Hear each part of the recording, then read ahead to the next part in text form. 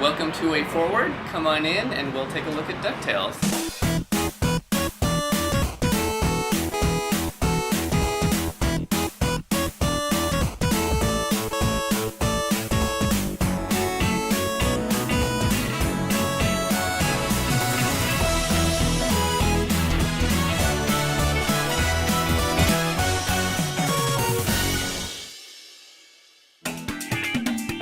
With the character designs of Scrooge, we went through weeks, if not a month or so, of trying to nail down the design of what Scrooge is going to look like, starting from a very Carl Barks look to something that's a lot more like the show. In the animation process of the game, we blocked out a time every single day to do an animation review because animation for this game was one of the most important aspects.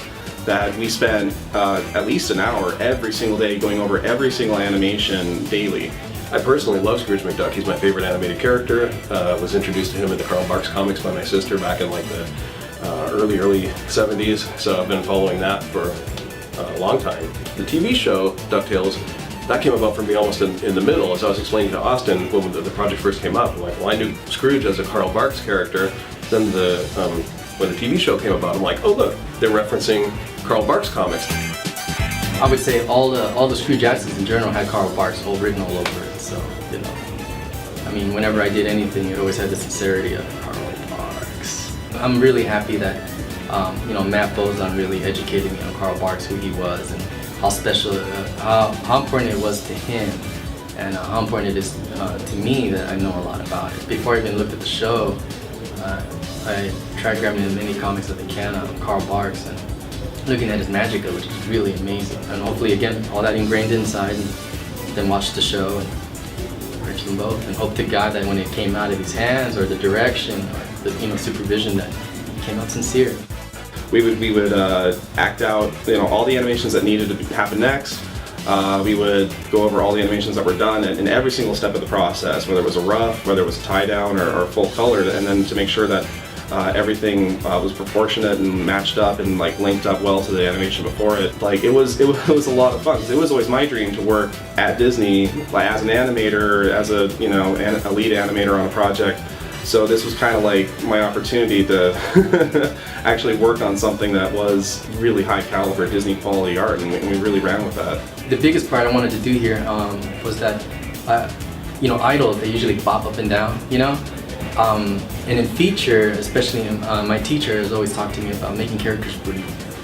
So I wanted to do a little bit of both. So I wanted Scrooge to breathe, because in the game, he's just a pixel and he just stands there. So I figured this would be awesome. We're not gonna make him pop up and down, but we're gonna make him go. Why not? Breathe some life into these characters. So I was very animated when I did this stuff. So. I pushed really hard for Magica and Glomgold to have a bigger role. That was really important to me. It always bugged me in the NES game that they magically team up and you just play this end sequence that I couldn't understand why that was happening, and wanted to give that a little more meaning. Even in the show, she was always so cool. She was inspiring, but in a negative way, because she's an evil villain. But I just love her cackle. I love her movement. She's always so fluid. Even though she was this essence of evil in a way, she was still very ladylike. The original game was very much a solo adventure with NPCs peppered here and there, so giving all of the show's other characters more of a chance to shine was pretty nifty. It's really great to see the nephews in particular have more to do. In the show and in the game too, I always like the nephews and Webby's designs because they're freaking adorable.